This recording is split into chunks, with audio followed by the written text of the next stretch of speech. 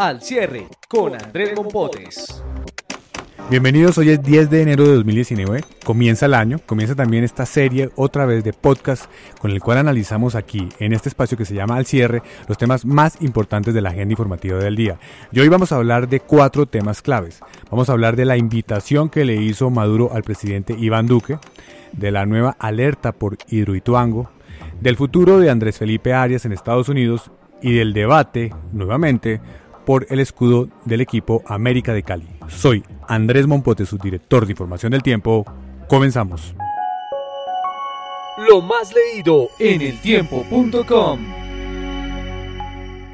Empezamos con el tema más leído y es la posesión hoy de Maduro, Nicolás Maduro, otra vez para otro mandato en Venezuela, 6 años más, una posesión que no es reconocida en este momento legítimamente por la OEA, es un hecho histórico porque la OEA logra una sanción de esa naturaleza por primera vez sin una oposición fuerte en ese conjunto de países, pero que ha generado todo tipo de discusiones también alrededor de los mensajes que dio Maduro en su discurso.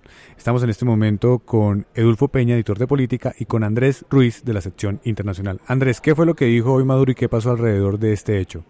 Andrés y las personas que nos escuchan, muy buenas tardes. Se vieron varias cosas en esta jornada de juramentación del presidente Nicolás Maduro.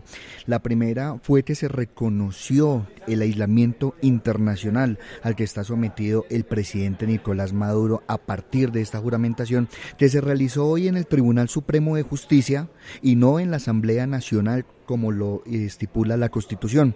Recordemos, Andrés, que la Asamblea Nacional Constituyente fue declarada en desacato a partir del 2015 tras la oposición tras las elecciones legislativas del 2015, la oposición haber ganado el poderío en esta asamblea. El Tribunal Supremo de Justicia la declaró en desacato y por esta razón argumentan que el presidente Nicolás Maduro no se podía posicionar allí sino ante el Tribunal Supremo de Justicia. También se vio a un Nicolás Maduro apoyando y agradeciéndole a las fuerzas militares el apoyo que le han brindado porque es fundamental, de eso depende el sostenimiento de su gobierno en este momento. Sin duda alguna. Si los militares no deciden tumbarlo a Nicolás Maduro, tanto analistas internacionales como politólogos mismos de Venezuela afirman que no hay ninguna posibilidad de que Nicolás Maduro deje el poder. Él tan pronto terminó su discurso, salió a una de las bases militares más importantes de Caracas y al frente de un despliegue de 5.000 hombres dio un discurso y el general Vladimir Padrino le declaró total lealtad al presidente de Venezuela. En su mensaje inicial, Maduro obviamente criticó a la Unión Europea por todos los llamados que ha hecho en contra de este gobierno ilegítimo.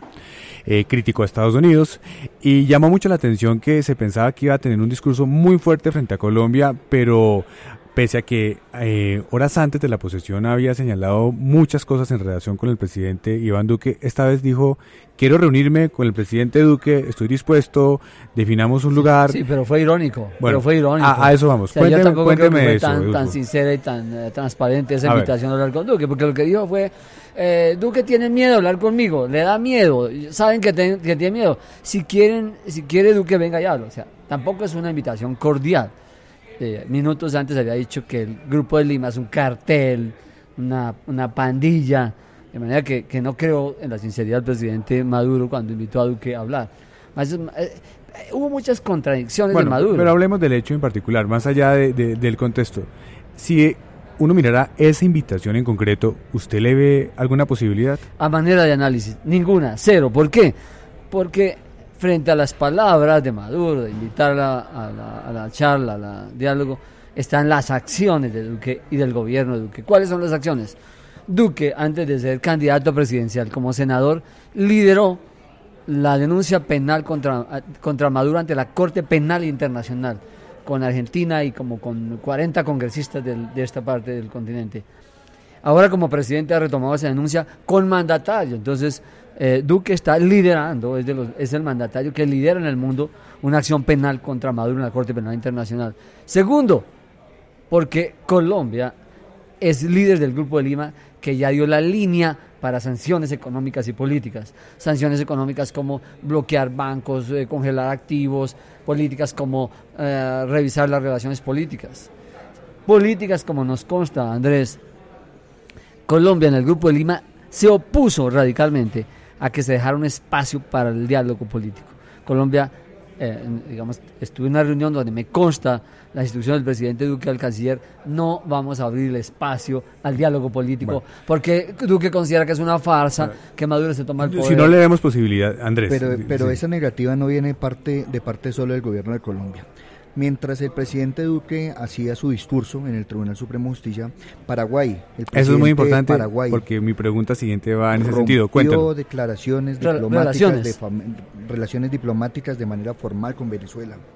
La OEA se pronunció, aprobaron con la votación de 19 países de hacer una resolución para exigirle a él nuevas elecciones libres y justas en Venezuela, y autorizó a todos los gobiernos miembros del Consejo Permanente de la OEA a determinar acciones contundentes para presionar más al presidente. Muy importante, pero entonces si Duque no, como usted dice, Dulfo, no va a tener esa posibilidad de hablar, porque probablemente eso legitima precisamente a Maduro, y las decisiones. ¿Por qué el gobierno colombiano no rompe relaciones como lo hace Paraguay? Por una razón, por una entre muchas, Andrés.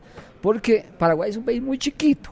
Voy a plantearte una pregunta que tú no me puedes responder porque yo tampoco la sé. Es cuántos paraguayos puede haber en Venezuela. Yo no sé si habrá 30.000, 50.000. ¿Cuántos colombianos hay en Venezuela? Se cree que puede haber 5 millones. Y Colombia le teme a una ruptura, porque la ruptura implicaría no dejar ningún agente diplomático en Venezuela. Y resulta que todos esos 5, 4 millones de colombianos necesitan hacer actividades consulares, ir a los cónsules, pedir pasaportes, pedir una cantidad de cosas que Colombia no va a llegar a eso, simplemente por proteger a la población que vive en Venezuela, pero no por ninguna otra razón. Colombia no va a romper relaciones, no lo va a hacer. De hecho, no lo habló nunca de manera formal por eso, por proteger a la población que hay allá. Pero lo que sí dijo, para rematar, Andrés, es que se van a producir sanciones escalonadas, graneadas, de Colombia y de los otros países del Grupo de Lima los próximos días y semanas. Hoy fue Ecuador, no nos sorprendamos si mañana será Lima, y luego Colombia. O Colombia, pero las va a haber. Muy bien. Edulfo, Andrés, muchas gracias. Okay. La clave de las noticias. Y en el tema clave vamos a hablar de la decisión que hoy tomó un juez en Estados Unidos de mantener detenido al exministro de Agricultura Andrés Felipe Arias. Recordemos que este caso marcó una de las controversias más duras de lo que fue en su momento el gobierno del presidente Álvaro Uribe, y ha seguido todavía siendo considerado uno de los temas álgidos, al punto que los uribistas siguen defendiendo la necesidad de que el exministro sea liberado y que pueda en libertad llevar su proceso. El exministro está pedido en extradición por Colombia, y el juez que lo tiene en este momento bajo su custodia decidió que no existen condiciones para dejarlo en libertad. Estamos en este momento con John Torres, editor de Mesa Central. John, ¿qué fue lo que pasó hoy en Estados Unidos? Andrés, en efecto, hoy hubo una nueva audiencia en el caso de Andrés Felipe Arias, una audiencia en que su defensa y un grupo grande de colombianos que viajó allá a apoyarlo, encabezados por el expresidente Álvaro Uribe, pues pretendían que el juez, como usted lo decía, lo dejara en libertad mientras se define finalmente si es extraditado o no a Colombia. La decisión a la que llega el juez es que sigue existiendo un alto riesgo de fuga de Andrés Felipe Arias. ¿Considera que hay riesgo de fuga? Claro, total, porque pues dice que el antecedente claro es que Arias se voló de Colombia, literalmente. Usted recuerda que se voló cuando la Corte Suprema también lo dejó en libertad, poco antes de condenarlo por el caso de agroingreso seguro. Lo que dice el juez es que no hay argumentos dentro de lo que expuso el gobierno colombiano a través del embajador Francisco Santos, dentro de lo que dijo el propio presidente Uribe, que aseguró una vez más que Arias supuestamente fue víctima de una persecución política, y dentro de lo que expresó el mismo Arias, que habló en perfecto inglés ante ese juez de Miami, para pensar que en efecto hay una persecución política, que la condena de la Corte fue producto de algo que no fue judicial sino político, y además dice que el antecedente de la volada de Colombia pues que no juega en favor de Arias. Lo que está en este momento pendiente es la decisión final del envío a Colombia para que responda ante la justicia. Sí, señor, porque hay una decisión de extraditar a Arias ya tomada, pero esta es una decisión que ha sido recurrida, o sea, que tiene varios recursos interpuestos, y mientras tanto Arias está preso y ya completa pues varios meses en una prisión de Miami. Recordemos que en diciembre también para las fiestas navideñas el gobierno colombiano a través del ex vicepresidente y embajador Francisco Santos pues pretendió lograr que este juez le diera la libertad, y lo que ha dicho finalmente, como le digo, es que no, que hay que esperar a que la decisión final se tome y que mientras tanto Andrés Felipe Arias tiene que estar detenido mientras hay una decisión final. Sigamos con el tema del contexto y las causas que llevan a esta decisión. Lo que pasa alrededor del caso del exministro tiene que ver con esa controversia, esa polarización en Colombia, porque el mismo expresidente Uribe ha señalado que esto está en el marco de una persecución de la Corte Suprema. Sí, Andrés, pues es un tema bastante polémico, pero que judicialmente cuando usted lo mira, hay un proceso penal en el que hubo unas pruebas. Lo que pasó fue que Arias, siendo ministro de Agricultura del gobierno de Álvaro Uribe, fue la cabeza de un proyecto que se llamó Agroingreso Seguro y que terminó dándoles millonarios beneficios a grandes hacendados en Colombia que aprovecharon la situación para partir esos predios grandes que tenían y recibir más de un subsidio. Pero además se encontró que algunas de esas personas también terminaron aportando a la campaña que no fue presidencial sino anterior. Él aspiró a ser candidato del uribismo y del Partido Conservador también en el 2010. Terminaron aportándole a la campaña de Arias, y también ese es uno de los delitos por los que la Corte lo condena. Lo que hay es un proceso penal pues que tiene pruebas. La Corte Suprema de Justicia fue la que lo juzgó, pero también en Colombia hay mucha polémica porque la condena evidentemente es mucho más alta que la que han recibido grandes protagonistas de corrupción. Ese es un punto 17 años fundamental, de 17 años por algo que muchos consideran que no debería dar ese tamaño de condena. Sí, claro, o sea, que cuando uno mira el expediente de Arias se encuentra con que evidentemente hay conductas bastante extrañas, como que se recurrió a un contrato de ciencia y tecnología, o mejor a un aparente negocio de ciencia y tecnología, para evitar la licitación, para evitar una serie de decisiones que exigía la ley. Y también es bastante extraño que algunas personas de esas que recibieron subsidios terminaron financiando la campaña política de Arias. Pero evidentemente 17 años de cárcel, pues se les han impuesto a las grandes cabezas de la bastante corrupción llamativo. Y suena desproporcionado. John, finalmente hablemos de las consecuencias. Lo que queda claro entonces es que la justicia de Estados Unidos manda un mensaje, y es: aquí somos autónomos, por más que haya algún tipo de concepto o solicitud del gobierno colombiano, como se hizo a través del embajador o a través de la presencia del expresidente, nuestra justicia no está sujeta a ese tipo de solicitudes de alto nivel, si queremos llamarla de esa forma. Claro, totalmente, Andrés, pero también esto plantea una gran contradicción para el gobierno colombiano y en general para el Estado colombiano, porque la Corte Suprema de Justicia es una institución reconocida, totalmente respetada en Colombia. Hay una condena y lo que esperaría de alguna manera del Estado colombiano es que propenda por el cumplimiento de las sentencias de la Corte Suprema. En este caso el gobierno del presidente Duque está apuntándole a lo contrario, a que el señor Arias no llegue a Colombia y no enfrente las consecuencias del proceso penal que hubo en su contra. Como le digo, hay polémica por el monto de la condena sin duda, pero también es cierto que sostener que no hay riesgo de fuga de una persona que se voló del país cuando le dieron la posibilidad de esperar la decisión final en libertad, pues no habla bien tampoco del señor Arias. Ya veremos qué pasa. John, muchas gracias.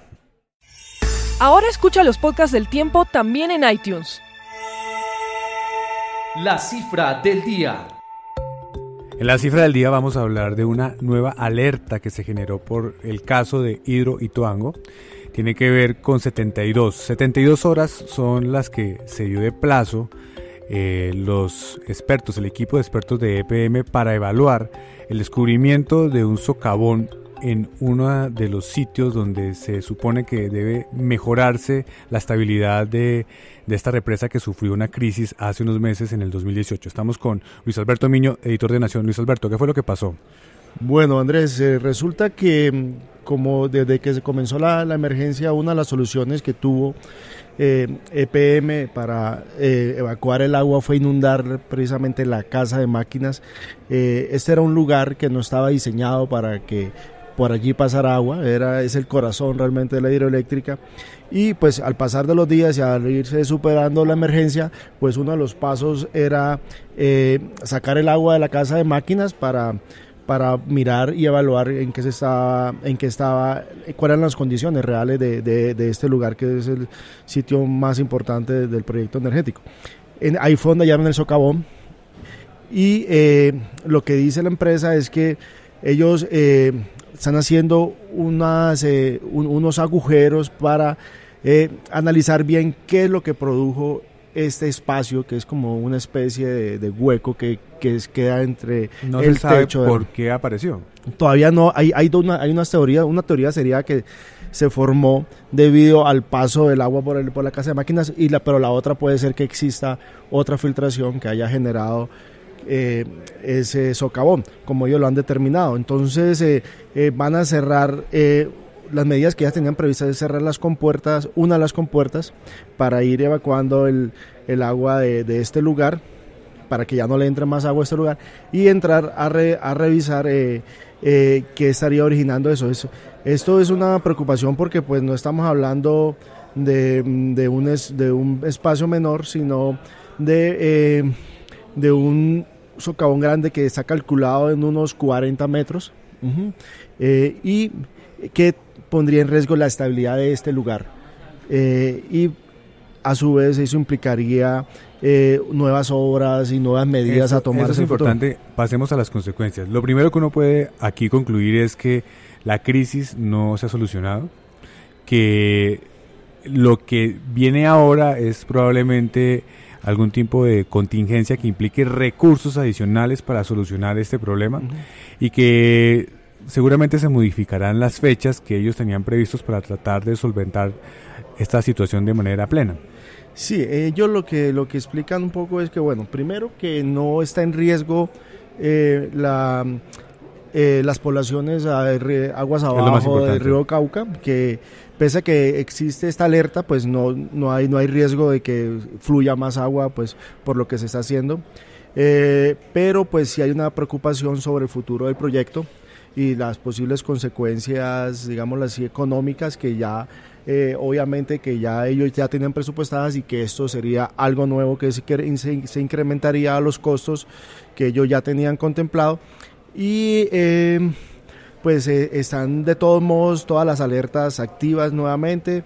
Tenemos que recordar que en Puerto Valdivia, que es el lugar más cercano al proyecto, en el río Cauca, estaría que la población no se encuentra ya allí, pero bueno, ellos están esperando en este lapso, en estas 72 horas, evacuar cerca de que el agua pase de 750 metros cúbicos a 350 metros cúbicos por este lugar, para poder tener más claridad sobre el origen de este espacio, y pues ahí sí ya tomar decisiones futuras. Luis Alberto, muchas gracias. Escucha Contraataque, con toda la actualidad del fútbol de Colombia y el mundo.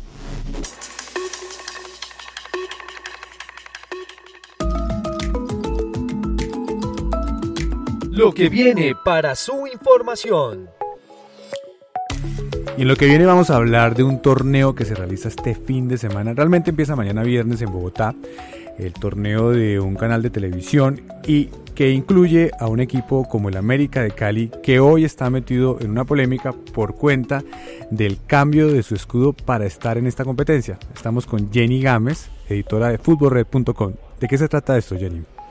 Bueno, ¿de qué se trata el torneo? Que va a empezar mañana, un Millonarios Nacional muy atractivo para mañana empezar. Empieza un clásico. Sí, señor, empezamos con clásico, Millonarios en Nacional, como decimos, muy interesante. Este es un torneo de pretemporada en el que vamos a ver a lo nuevo que tiene cada equipo. Entonces, Nacional no tiene mucho nuevo porque no puede contratar por este problema que tiene jurídico ante el TAS.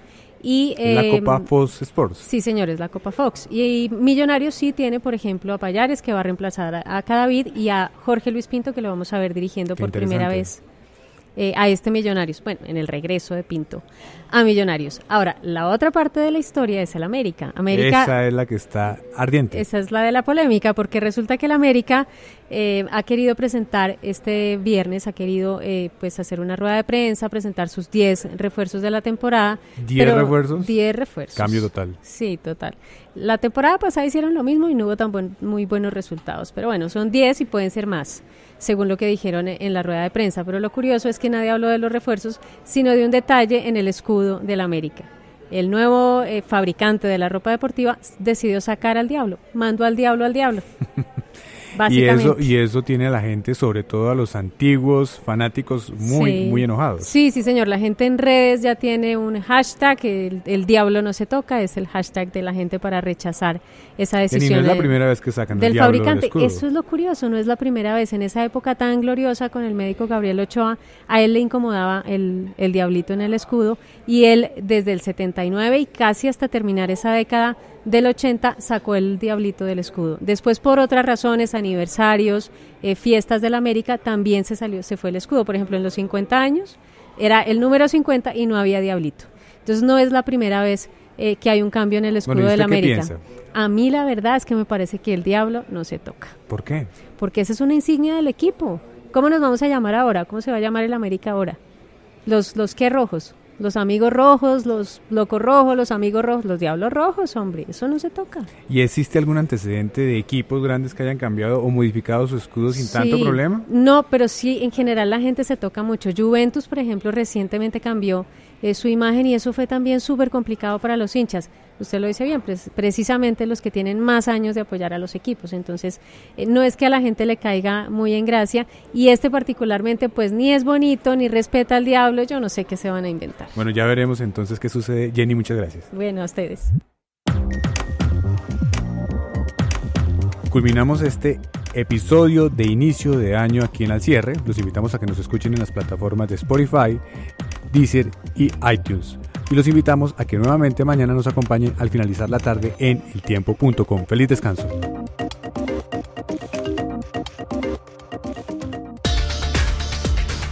Escucha otros podcasts de El Tiempo ingresando a www.eltiempo.com/podcast.